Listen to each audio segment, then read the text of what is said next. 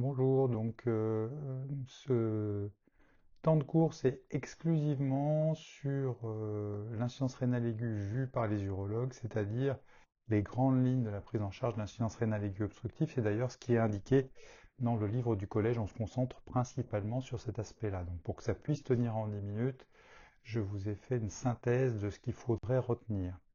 C'est quoi les grandes lignes? C'est face à une insuffisance rénale aiguë, savoir diagnostiquer l'insuffisance rénale aiguë, faire un bilan de première intention, reconnaître les critères de gravité et surtout connaître le principe de prise en charge d'une insuffisance rénale aiguë obstructive. Alors quels sont les items qui sont attendus de vous? Eh bien, vous voyez qu'il y a pas mal de rang A sur l'insuffisance rénale aiguë. En fait, c'est une pathologie qui est fréquente, c'est un tableau qui est urgent et donc on attend de vous une connaissance exhaustive sur le sujet. Donc c'est pour ça que c'est très important que vous ayez les bons réflexes d'emblée. Alors comment est-ce qu'on fait le diagnostic positif d'une insuffisance rénale aiguë? D'abord, c'est le diagnostic d'une insuffisance rénale, essentiellement la créatininémie. Je vous ai mis les normes sur la droite de l'écran, chez la femme et chez l'homme. Et puis, c'est également une diminution de volume de la diurèse. Et parfois, c'est par ce biais-là que vous allez suspecter ce diagnostic-là avec des définitions importantes à comprendre et à connaître sur le fait que cette insuffisance rénale aiguë, elle peut se faire à diurèse conservée ou en oligoanurie ou carrément en anurie. Et là, il y a une différence très importante à comprendre entre l'anurie qui est l'arrêt de sécrétion des urines, ou la quasi-arrêt, puisqu'on doit avoir une diurèse inférieure à 200 ml par 24 heures, et puis la rétention aiguë d'urine, où là on a un patient qui est en général très douloureux, mais sur une rétention chronique incomplète, on peut avoir des patients qui peuvent avoir progressivement au fil du temps l'apparition d'une insuffisance rénale. Donc c'est très important de bien faire la distinction entre ces deux éléments, rétention aiguë d'urine et anurie. Et puis, insuffisance rénale aiguë, aiguë, ça veut dire qu'elle se développe assez rapidement et la définition officielle, c'est dans le mois qui s'est écoulé. Alors, première étape, comment est-ce qu'on va faire ce diagnostic? Eh bien, on va recontrôler d'abord le dosage biologique, probablement. Si vous avez vu le patient le matin, vous lui redemandez pour vérifier qu'il n'y a pas une erreur, vérifier l'absence de critères de gravité et puis diagnostiquer ce caractère aigu. Si on n'a aucune antériorité, de principe, on va considérer que cette insuffisance rénale est aiguë. On va rechercher s'il a déjà eu des dosages de la créatinine, s'il a des pathologies qui pourraient expliquer cette insuffisance rénale aiguë, qu'elle soit urologique ou néphrologique. Et puis, on peut regarder également sur le bilan si on a des signes d'insuffisance rénale chronique. Et parmi ces signes, il y a l'anémie, l'hypocalcémie. Et puis, si on est dans un cabinet qui est équipé d'échographes, eh bien, on peut regarder si le patient a une atrophie rénale et on considère en gros que des reins beaucoup plus petits que 10 cm dans leur grand axe, c'est un signe potentiel d'insuffisance rénale chronique.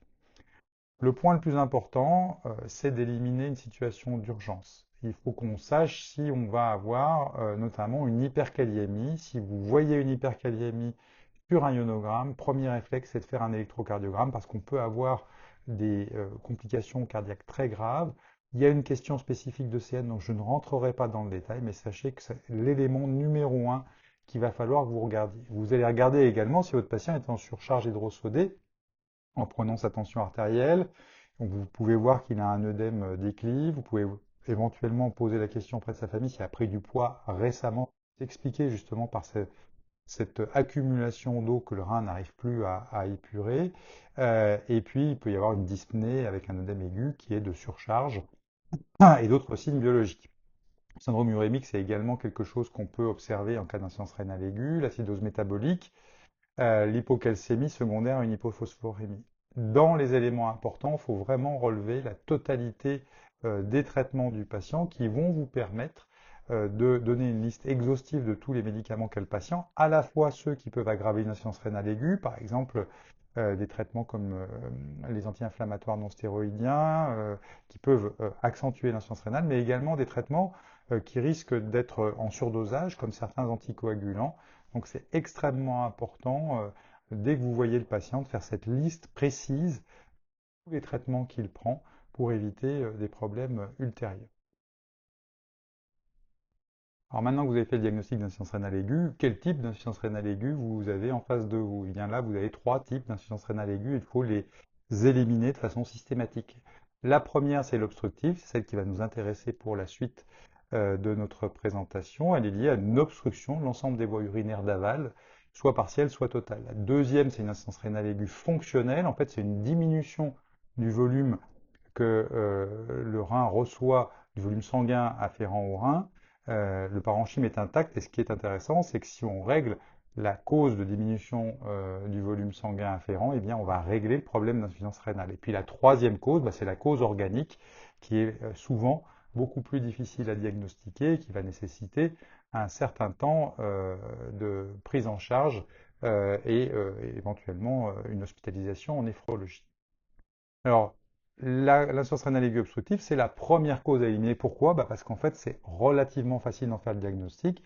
On va faire une échographie et le plus souvent dans ces cas-là, et c'est 10% des cas, on va retrouver une cause obstructive avec des reins qui sont dilatés, dilatation bilatérale. On vérifie si la vessie est pleine ou pas pour savoir si cette obstruction est plutôt au niveau des uretères ou au niveau de la vessie. Et on a fait le diagnostic d'insuffisance rénale au moins obstructive. En l'absence de cause obstructive, on va passer à ce moment-là à la suite de la réflexion diagnostique en recherchant soit une insuffisance rénale aiguë fonctionnelle, soit une insuffisance rénale aiguë parenchymateuse. Il faut savoir que ces trois causes sont distinctes, mais évidemment peuvent euh, se potentialiser les unes les autres, arriver progressivement ensemble. Si on a un doute diagnostique, on peut demander un scanner non injecté. Ça, c'est un deuxième examen d'imagerie qu'on fait parfois dans le cadre du bilan des insuffisances rénales aiguës.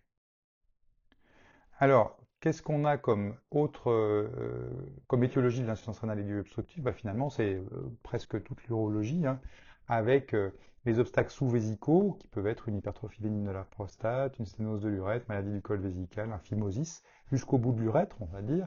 Il y a plein de causes possibles. De façon assez étonnante, dans le livre du collège, il n'y a pas le cancer de la prostate, mais c'est bien une cause potentiellement. Puis il peut y avoir un obstacle urétéral. Alors dans ce cas-là, il faut qu'il y ait soit un rein unique avec un obstacle sur ce rein unique, soit un obstacle bilatéral, évidemment, pour aboutir à une insuffisance rénale aiguë. Et les causes, ça peut être des calculs, une nécrose papillaire, une tumeur urothéliale, bref, 1001 causes de l'insuffisance rénale aiguë. Le diagnostic clinique, il va reposer sur l'interrogatoire, bien sûr, on va rechercher donc ce qu'on vous a déjà dit, mais aussi sur un examen clinique. Et cet examen clinique, il est important. On va rechercher des douleurs lombaires à l'examen, un tabagisme, mais on va surtout rechercher un globe vésical, une masse rénitente, mat à la percussion, médiane, comme je vous l'ai schématisé ici en haut à droite. On va éventuellement faire les touchés pelviens pour rechercher une hypertrophie bénigne de la prostate ou une tumeur de la prostate, un blindage pelvien. Chez la femme également, on peut avoir des tumeurs utérines qui peuvent entraîner ce genre de blocage. On va examiner les organes génitaux externes. Je vous ai montré ici un phimosis. Exceptionnellement, on peut avoir une fermeture complète de l'urètre liée à ces phimosis. Et puis, on va rechercher des signes de complications, sepsis urinaire, atteinte cardiaque, on l'a dit tout à l'heure, des signes de surcharge liés à l'insuffisance rénale aiguë. Les examens radiologiques, on l'a déjà dit, c'est donc effectivement l'échographie des voies urinaires et puis le scanner abdominopelvien non injecté en complément. Alors, comment est-ce qu'on traite l'insuffisance rénale aiguë obstructive? Si on a une lésion qui est sur le haut appareil urinaire, on a deux options. Soit on met un drain directement dans le rein, c'est la néphrostomie, ce que je vous ai schématisé ici. Soit on peut mettre un drain interne par une sonde dite double J qui va dériver les urines vers la vessie. Donc là, je vous ai montré un exemple en supposant que le rein soit unique. Il aurait pu avoir une insuffisance rénale aiguë, mais vous voyez surtout le drain qui est en forme de double J et qui draine donc les urines du rein vers la vessie. Quand on a une insuffisance rénale aiguë obstructive par obstruction de la vessie, bien soit on met en place une sonde à demeure, soit on met en place un cathéter par voie suspubienne. C'est deux options qui sont différentes. Vous avez la vidéo sur la façon de poser un cathéter suspubien qui est disponible sur le site du service et pour lequel je vous ai mis le QR code en repérage. Alors, quand on a drainé cette insuffisance rénale aiguë obstructive, il faut être vigilant sur des éléments spécifiques.